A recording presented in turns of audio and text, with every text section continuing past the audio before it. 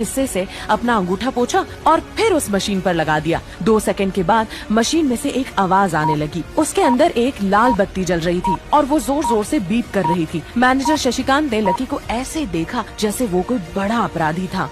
तुम्हारा fingerprint match नहीं कर रहा है। शशिकांत ने अपना फोन निकाला और पुलिस का नंबर लगाने लगा। लकी ने उसकी स्क्रीन पर देख लिया था कि वो 100 नंबर पर फोन लगा रहा था। लकी बुरी तरह से घबरा गया था। अरे अरे, ये क्या कर रहे हो? देखिए सर, मेरी बात सुनिए, मैं कोई क्रिमिनल नहीं हूँ। हो सकता है मैंने गलत उंगली लगा दी हो। बस आप मुझे एक लास्ट बार फिंगरप्रिंट लगा लेने दीजिए, बस।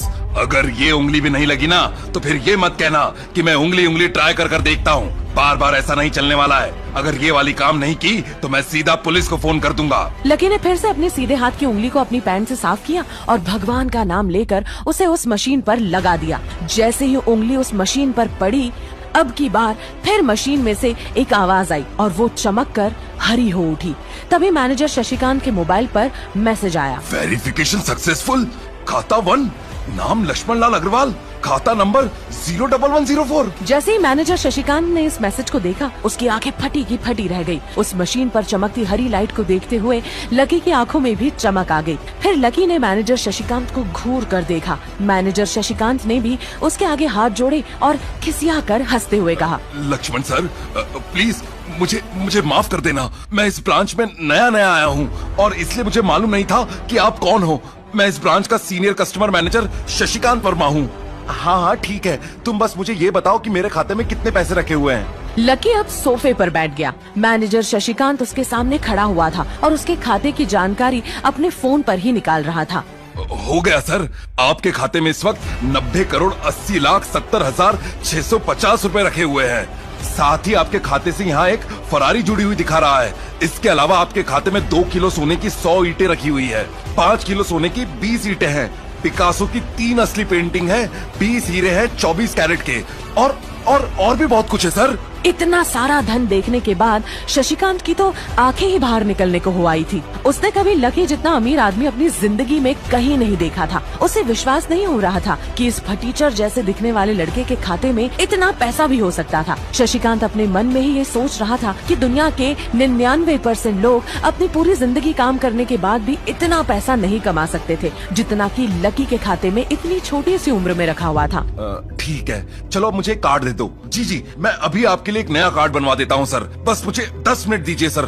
थोड़ी देर में मैनेजर शशिकांत उसके लिए एक चमचमाता हुआ सुप्रीम कार्ड लेकर उसके सामने आ गया।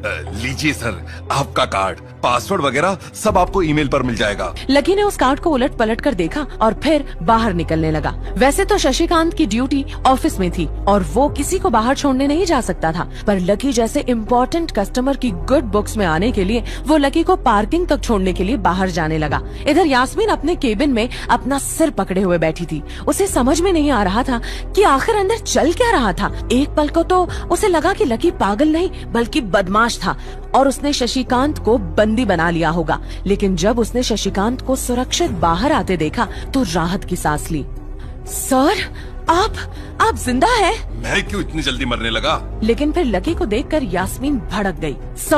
सर, मुझे लगा कि ये पागल जबरदस्ती अंदर घुस आया है और इसने आपके ऊपर हमला करके आपसे जबरदस्ती एक कार्ड बनवा लिया और फिर आपको मार दिया सर। यास्मीन! शशिकांत ने यास्मीन का हाथ पकड़ा और उसे खींचकर अपने साथ के खंबे के पास ले गया। तुम्हें मालूम भी है ये कौन है? अरे ये लक्ष्मण लाल अग्रवाल है, अग्रवाल खानदान का वारिस। तुम्हें पता है ना कि अग्रवाल खानदान का खाता हमारे बैंक के जितनी भी शाखाएं हैं उसका सबसे बड़ा खाता है। यास्मीन ने जैसे ही ये नाम सुना उसके पैरों के नीचे से जमीन खिसक गई। वो जानती थी कि आज न्यू सिटी बैंक अगर इतनी ऊंचाइयों पर पहुंचा था तो उसके पीछे अग्रवाल खानदान का सबसे बड़ा हाथ था। इस बात का जिक्र उससे तब भी किया गया था जब उसने नौकरी ज्वाइन की थी। अब जाओ और जाकर लकी सर से माफी मांगो। अगर उन्होंने तुम्हें माफ कर दिया तो तुम्हारी किस्मत, वरना समझ लेना कि तुम्हारी नौकरी तो गई। यास्मीन के पास अब लकी से माफी मांगने के अलावा और कोई चारा नहीं था। यास्मीन ने उसके कपड़ों को देखा और एक सांस लेते हुए बोली, सर प्लीज मुझे माफ कर दीजिए। मेरा इंटेंशन आपको हर्ट करने का बिल्कुल भी नहीं था। मैं तो जो कुछ कह रही थी बैंक की सेफ्टी के लिए कह रही थी। It's okay. लकी ने कहा और आगे बढ़ गया। यास्मीन को अपने कानों पर विश्वास ही नहीं हो रहा था कि लकी ने उसे माफ कर दिया। शशिकांत और यास्मीन भी लकी के पीछे पीछे उसकी साइकिल तक उसको छोड़ने आए। उन्हें लगा था कि लकी के पास कोई लग्जरी कार होगी। बैंक के सबसे बड़े कस्टमर को साइकिल से जाता देख शशिकांत खुद को रोक नहीं पाया। लक्ष्मण सर, मैंने अपनी पूरी जिंदगी में आप जितना पैसे वाला और सिंपल इंसान नहीं देखा। प्लीज आगे भी मेरा ध्यान रखना सर। हाँ सर, अगर आपको बैंक से रिलेटेड कोई भी जरूरत हो तो मुझे कॉल कर लीजिएगा, मैं आपके लिए अवेलेबल रहूंगी। अगर किसी को मेरी सच्चाई बताई तो ठीक नहीं होगा, सब कुछ कॉन्फिडेंशियल रहना चाहिए। जी जी बिल्कुल सर, ऐसा ही होगा। और हाँ, एक बात और, आदमी के पास पैसा होना चाहिए लेकिन पैसे का घमंड नहीं होना चाहिए। पैसा आज है कल नहीं है, लेकिन हम सब कल भी इंसान थे, आज भी इंसान हैं और कल भी इंसान ही रहेंगे। इसलिए हमें अपने साथियों का सम्मान करना चाहिए और इस तरह से पैसों का धोस दिखाकर किसी को दबाना नहीं चाहिए। लकी न्यू सिटी बैंक से सीधा अपने कॉलेज की ओर निकल गया। असल में उसे क्लास जाने में देर हो रही थी। जैसे ही वो कॉलेज के अंदर दाखिल हुआ, उसका पैर एक कीचड़ से भरे गड्ढे में पड़ गया। ओह शिट, आज फिर से। उसने अपने आप से कहा और अपने जूतों को पास की सड़क की ओर साफ करने लगा। उसने जैसे तैसे अपना जूता तो साफ कर लिया था, लेकिन वो अपनी पैंट पर लगे कीचड़ के दाग को साफ नहीं कर पाया था। इतने में क्लास की घंटी बज गई थी। वो भागते हुए क्लास में पहुंचा तो देखा कि प्रोफेसर कमलनाथ मिश्रा की क्लास शुरू नहीं बल्कि खत्म हुई। आज की क्लास यही खत्म होती है। कल आप सबको क्या काम करके लाना है वो मैंने यहाँ लिख दिया है। कल मिलते हैं, कमलनाथ जी ने कहा और लकी को निराशा भरी नजरों से देखते हुए क्लास से बाहर चले गए। इधर लकी का सिर भी शर्म से झुक गया था और उसे अंदर ही अंदर बहुत बुरा लग रहा था कि वो बैंक के चक्कर में लेट हो गया। कॉलेज में जितने भी प्रोफेसर थे उनमें से लकी कमलनाथ जी को सबसे ज्यादा पसंद करता था। बाकी प्रोफेसर तो पूरी क्लास के सामने उसकी गरीबी का मजाक उड़ाते थे, लेकिन सिर्फ कमलनाथ जी ही ऐसे प्रोफेसर थे जो उसके साथ बराबरी का व्यवहार करते थे। लकी बिना कुछ कहे वैसे ही अपना सिर नीचे झुकाए क्लास में दाखिल हो गया। जैसे ही उसके पैर क्लास में पड़े, सभी लोग उसी की ओर देखने लगे। ये फटीचर कब से लेट आने लगा? सूरज पश्चिम से उग सकता है लेकिन ये कमलू की क्लास में कभी लेट नहीं हो सकता। इसकी पैंट तो देखो यार, कितनी गंदी है। भाई क्लास में लड़कियां भी होती है, कम से कम कपड़े तो ढंग के पहन के आता।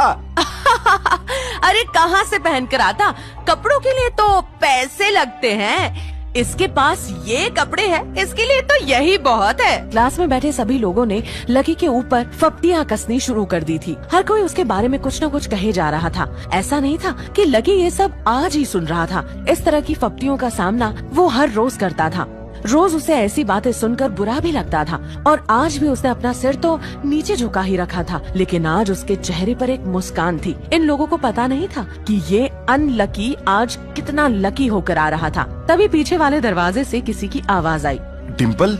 जैसे ही वो आवाज सबके कानों में पड़ी, सब लोग क्लास के पीछे वाले दरवाजे की ओर देखने लगे। वहाँ और कोई नहीं बल्कि डिम्पल का नया बॉयफ्रेंड राहुल खड़ा था। सब लोग राहुल को अच्छी तरह से जानते थे। राहुल कमरे में दाखिल हुआ और सीधा डिम्पल के पास पहुँचा। डिम्पल ने अपने हाथ उसकी गर्दन में किसी हार की तरह डाल दिए और वो उसकी बाहों में झूम उठी। उधर राहुल ने भी डिम्पल को सबके सामने चूम लिया। ये नजारा देखते ही सबकी नजरें लकी के ऊपर जा टिकी। सबको अभी तक तो यही पता था कि डिम्पल लकी की गर्लफ्रेंड है। किसी को इस बात की खबर नहीं थी कि उन दोनों का ब्रेकअप हो गया था। डिम्पल को राहुल की बाहों में देखकर लकी के तन बदन में आग तो लग गई थी, लेकिन फिर भी वो शांत होकर वहीं बैठा हुआ था और उसने अपने गुस्से पर काबू किया हुआ था। अरे लकी भाई, ये सब क्या हो रहा है? होने दे जो हो रहा है। अरे भाई, तुझे पता है ये राहुल कितना चालू आदमी है? अभी तक इस कॉलेज की 5 लड़कियों को फंसा चुका है और ये छठी है। लकी ने अपने दोस्त प्रीतम की बात सुनते ही उसे घूर कर देखा। प्रीतम को लगा कि लकी को उसकी बात का बुरा लगा था, लेकिन अगले ही पल वो उसे देख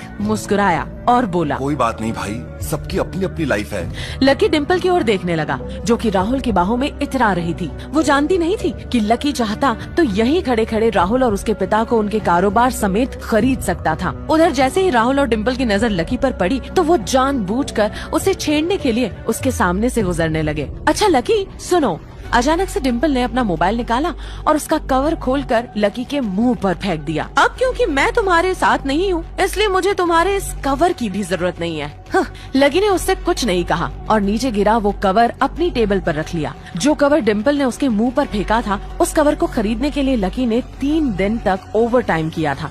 भले ही उस वक्त उसके पास पैसा नहीं था, लेकिन वो फिर भी डिम्पल की छोटी से छोटी डिमांड को पूरा करने के लिए अपनी जान लगा देता था। लकी को जैसे ही ये सब याद आया, उसकी पलकों की कोरे भीग गई। डिम्पल बेबी, इसने तुम्हें कवर गिफ्ट किया। कवर कौन गिफ्ट में देता है? बेबी, जिसकी मोबाइल खरीद कर गिफ्ट करने की औकात नहीं होती, वो सिर्फ कवर ही गिफ्ट कर सकता है। कोई बात नहीं बेबी, मैं आज ही तुम्हें एक नया फोन दिलाता हूँ। आ जाओ, चलते हैं कनॉट पैलेस, वहाँ से लाते हैं बेबी के लिए एक नया फोन। हाँ बेबी, पहले हम एक नया फोन खरीदेंगे और फिर उस नए फोन की पार्टी भी करेंगे और उसके बाद आज। डिम्पल ने कहा और राहुल के चेहरे पर उंगलियां फिराने लगी। राहुल भी और लकी भी उसके इशारे को समझ गया था। लकी जानता था कि वो ये सब सिर्फ उसे चिढ़ाने के लिए कर रही थी, लेकिन लकी को खुद के लिए नहीं बल्कि उसी के लिए बुरा लग रहा था। वो मन ही मन यही सोच रहा था कि अगर डिम्पल बस थोड़ा सा और इंतजार कर लेती तो आज लकी उसके लिए फोन की पूरी दुकान खरीद कर रख देता। भाई ये सब क्या हो रहा है? तेरे सामने ये सब हो रहा है और तू बस मुस्कुराए जा रहा है। तुझे गुस्सा नहीं आ रहा लकी? नहीं प्रीतम, जो हो रहा है अच्छा ही हो रहा है। जो होता है वो भी अच्छे के लिए ही होता है, इसलिए चिल। लकी ने कहा और फिर से राहुल और डिम्पल की ओर देखने लगा। जब उन दोनों की नजर लकी के मुस्कुराते हुए चेहरे पर पड़ी तो वो अंदर तक भभक गए। दोनों के दोनों ये सब सिर्फ और सिर्फ लकी को जलाने के लिए कर रहे थे, लेकिन वो तो ऐसा बैठा था जैसे उसका और डिम्पल का कोई रिश्ता ही नहीं था। जब अपनी इन सब बातों का लकी के ऊपर कोई असर होता नहीं दिखाई दिया तो डिम्पल राहुल से बोली, चले बेबी? बेबी नहीं बेबी, हबी। आज से तुम मुझे बोलोगी हबी और मैं तुम्हें बोलूंगा मेरी प्यारी वाइफी। राहुल ने लकी के सामने ही डिम्पल को चूम लिया। ये देखते ही लकी थोड़ा सा जल भुन तो गया था, लेकिन उसे डिम्पल का ऐसा रूप देखकर उसके लिए बुरा लग रहा था। डिम्पल, ये सब क्यों कर रही हो? क्या दिखाना चाहती हो इस सब से? राहुल की किसी बात का तो लकी के ऊपर कोई असर हुआ नहीं था, लेकिन लकी की इस बात का राहुल को जरूर बुरा लग गया था। उसने गुस्से से अपनी नाक फुलाते हुए कहा, ओए फटीचर, ज्यादा बकवास करने की जरूरत नहीं है। आज के बाद अगर तूने मेरी डिम्पल के बारे में कुछ कहा या उसकी तरफ आंख उठाकर भी देखा ना तो मैं राजपथ पर तेरी परेड करवा दूंगा। रहने दे भाई, उसकी जरूरत नहीं पड़ेगी। मैं खराब चीज ना तो देखता हूँ और ना ही उसके बारे में बात करता हूँ। लकी प्रीतम की ओर देखकर हंसने लगा। जिस तरह से लकी आज राहुल के मुंह पर जवाब फेंक कर मार रहा था, प्रीतम को विश्वास ही नहीं हो रहा था कि ये वही लकी है जो उसका दोस्त हुआ करता था। उधर राहुल उसका जवाब सुनकर गुस्से से लबरेज हो गया था। वो लकी को सबक सिखाने के लिए अपना घूंसा तान कर उसकी दिशा में बढ़ ही रहा था कि इतने में पीछे से एक लड़की की आवाज आई, डिम्पल। सब लोगों ने फिर से उस आवाज की ओर देखा। वहाँ पर एक बहुत ही खूबसूरत लड़की खड़ी थी। उसका नाम साक्षी था। वो गुस्से से डिम्पल की ओर देख रही थी। उसकी आंखें बहुत सुंदर थी और उसके बाल खुले हुए थे। अब तो हद से आगे बढ़ती जा रही है डिम्पल। लकी जैसे लड़के को छोड़कर तो इस एक नंबर के लफंगे राहुल के साथ लगी पड़ी है। तुझे तो कॉलेज के किसी गड्ढे में जाकर डूब मरना चाहिए। साक्षी, ये तो क्या कह रही है? जुबान संभाल अपनी। लकी के बारे में अच्छी बात सुन लेने की वजह से डिम्पल का मन खराब हो गया था। जब डिम्पल लकी के साथ थी तो उसकी साक्षी से भी अच्छी दोस्ती थी। साक्षी एक बहुत ही सुलझी हुई लड़की थी। जब भी डिम्पल और लकी के बीच में किसी बात को लेकर झगड़ा होता था तो डिम्पल उसे सुलझाने के लिए अक्सर साक्षी की ही मदद लेती थी। मैं जो कह रही हूँ सही कह रही हूँ। तुझे सीरियसली शर्म आनी चाहिए डिम्पल। मैंने कभी नहीं सोचा था कि तू ऐसी लड़की निकलेगी। लकी जैसा बंदा ना तुझे कहीं नहीं मिलेगा। लकी ने देखा कि साक्षी की बात सुनते ही राहुल के कान खड़े हो गए थे, लेकिन वो सच बोल रही थी, इसलिए राहुल कुछ कर भी नहीं सकता था। साक्षी लकी के पास आकर खड़ी हुई और बोली, तू इतना जल्दी कैसे भूल गई कि लकी तेरे लिए हर टफ टाइम में खड़ा रहता था। जब भी तू बीमार होती थी और तेरी खड़े होने की भी हालत नहीं होती थी तो बेचारा तेरे लिए खाना बनाता था, तेरे कपड़े धोता था और तो और तेरे लिए दवाई तक लेकर आता था। तुझे याद नहीं है जब हम सब हिमाचल घूमने के लिए गए थे और तेरे पैर में मोच आ गई थी तो ये बेचारा अपनी नौकरी छोड़कर भागा भागा रात में हमारे पास आ गया था। इतना प्यार किया इसने तुझसे और तू इसे छोड़कर जा रही है। अपने लिए साक्षी के मुंह से इतना सब सुन लेने के बाद लकी ने अपनी गर्दन नीचे झुका ली थी। उसे डिम्पल के साथ बिताए सारे लम्हे याद आ रहे थे। उसकी पलकों की कोरे भीग गई थी। इधर साक्षी की बात पूरी नहीं हुई थी। अरे ये लकी अपनी छोटी सी सैलरी में से भी रोज तेरे गोलगप्पों के लिए पैसे निकाल लेता था। तुझे नहीं पता है, मुझे पता है कि आज भी एक बाइक खरीदने के लिए बंदा पैसे जोड़ रहा है, रोज दाल और रोटी खा रहा है, इसलिए सिर्फ इसलिए ताकि तुझे बाइक पर घुमा सके। और तू ऐसे आदमी को नीचा दिखाने की कोशिश कर रही है। हाँ तो ये इसका प्रॉब्लम है ना। मैंने इससे पहले ही कहा था कि ये मेरा प्यार अफोर्ड नहीं कर पाएगा, तो फिर क्यों मेरे साथ इतना आगे बढ़ा? आज अगर मैं चीज सैंडविच खा सकती हूँ तो फिर मैं बिना घी की रोटी क्यों खाऊं? लकी देख पा रहा था कि डिम्पल कितनी बदल गई थी। इससे पहले कि वो उसे कुछ जवाब देता, अचानक ही उसका फोन बज उठा। उसने मोबाइल निकाल कर देखा तो पाया कि किसी अनजान नंबर से फोन आ रहा था। लकी बीच में ही फोन उठाने के लिए निकल गया। देखा कितनी बदतमीजी से उठकर चला गया। चलो अभी। डिम्पल ने राहुल के हाथ को कसकर पकड़ा और निकल गई। इधर फोन पर लकी कुछ बोलता कि उससे पहले ही सामने से आवाज आई, बहुत हो गया लक्ष्मण, अब बस जल्दी से घर आ जा। फोन पर ये आवाज सुनते ही लकी एक पल में उसे पहचान गया था। ये उसकी माँ की आवाज थी। उसके दिमाग से डिम्पल के सारे। सब्सक्राइब कीजिए हमारे चैनल को और बेल आइकॉन को दबाइए हमारी लेटेस्ट वीडियो सबसे पहले देखने के लिए।